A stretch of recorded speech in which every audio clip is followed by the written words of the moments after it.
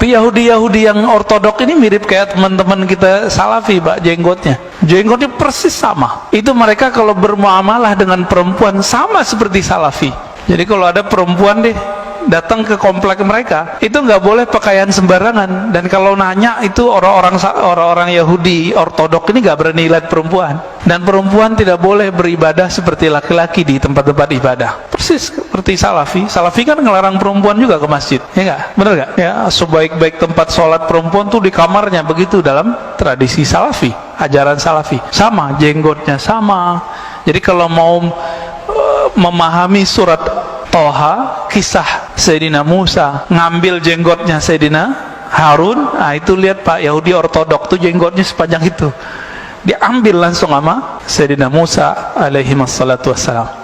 Adapun perkataan yang mengatakan bahwa orang yang berjenggot panjang, semoga tidak ini yang dimaksudkan, semoga tidak ini perkataan, mungkin ada redaksi saya tidak dengar langsung. Ada yang mengatakan mirip dengan orang Yahudi ortodoks. Ya, ini maklum dari lisan yang kadzab memang. Ya, dustanya tidak sekali ini, sudah terlalu banyak dustanya. Maka nasihat yang perlu kita sampaikan, kalau belajar ngajarkan ilmu, hindari berdusta. Tidak perlu memfitnah. Antum sampaikan dalil, bahkan dalih sekalipun, sampaikan dalil tanpa memfitnah orang lain. Karena orang yang suka memfitnah, hablul kadhibi qasir, tali dusta itu pendek, tidak kuat mengikat, nanti terlepas dia. Maka nasihat saya kepada siapapun dai yang tak sepakat sekalipun, tolong berdakwahlah dengan ilmu, kemudian buktikan dengan amal. Jangan kita berkoar-koar kita ahlus sunnah yang sesungguhnya, tapi sunnah kita belakangi. Jangan kita katakan kita pengikut salaf yang asli, yang lain salaf misalnya,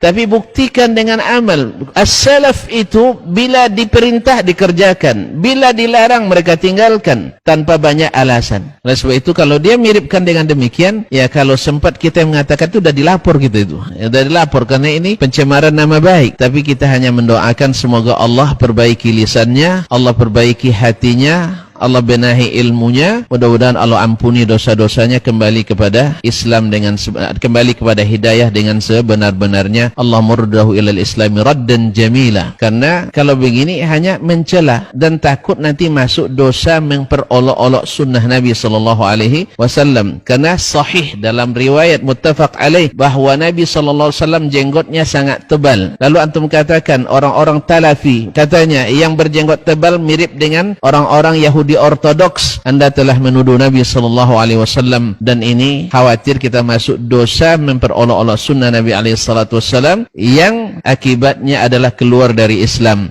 Oleh sebab itu semoga Allah kembalikan lisannya menjadi lisan yang shadiq, hatinya menjadi hati yang mukmin, dan matanya jangan selalu berkhianat, pura-pura memuji tetapi melambung ke atas lalu dihentakkan ke bawah. Dari mukaddimahnya sering baguslah, masya Allah, kita tidak membenci, tapi di dalamnya disuntik dengan racun arsenik yang mati pasti walaupun pelan dan tidak diketahui. Semoga Allah SWT berikan hidayah kepada siapapun yang mengatakan ini, karena dustanya sudah terlalu banyak disebarkan di media sampai mengatakan siapa yang pelajari tauhid buku Syekh Muhammad Saleh Al-Fauzan nanti akan menciptakan zombie-zombie yang siap mengisap darah kaum muslimin. Ini fitnah, auzubillah. Ini fitnah, auzubillah. Fitnah, auzubillah. Tadi kita sudah katakan berapa banyak sekolah kita yang mengajarkan itu, alhamdulillah tak ada zombie. Dan siapa yang naik dan umroh dan haji ke Makkah dan Madinah, alhamdulillah tak ada yang hilang akalnya karena stres melihat zombie-zombie yang berjalan di sana. Allah musta'an. Tapi subhanallah masih banyak juga yang supporternya, banyak juga followersnya, banyak juga subscribersnya. Semoga Allah SWT berikan kita ilmu yang sahih,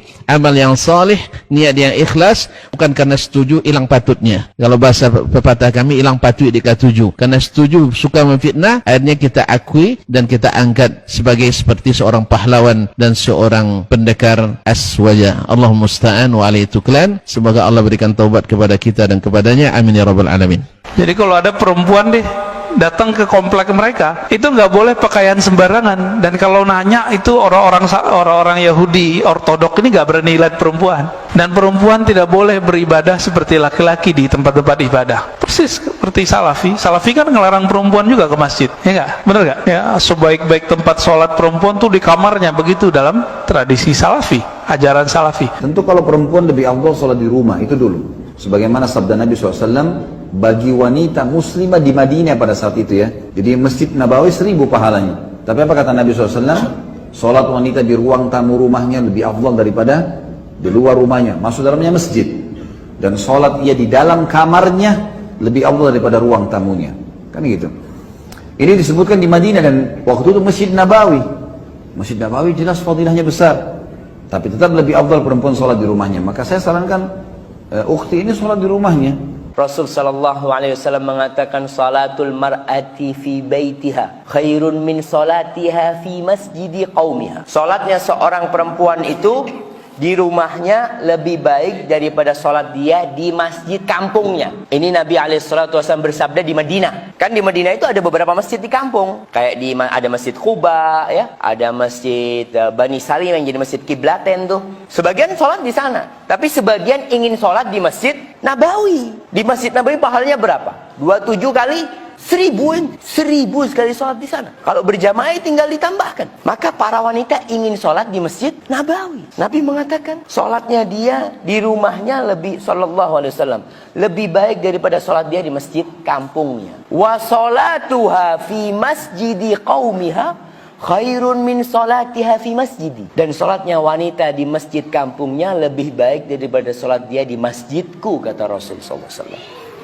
Jadi kalau dikatakan sholatnya wanita di rumah 27, bukan 27. Lebih baik dari 27. Kalau dia di masjid dapat berapa? 27 dia dapat.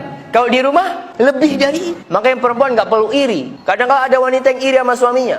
Bang, itu enak banget kok bang. 27 terus, anak cuma dapat 1, gitu dia. Kadang-kadang seperti itu. Tapi wanita boleh sholat di masjid. Bahkan para suami haram hukumnya melarang istrinya ke masjid. Rasul SAW mengatakan, la tamna'u ima Allah masajid Allah.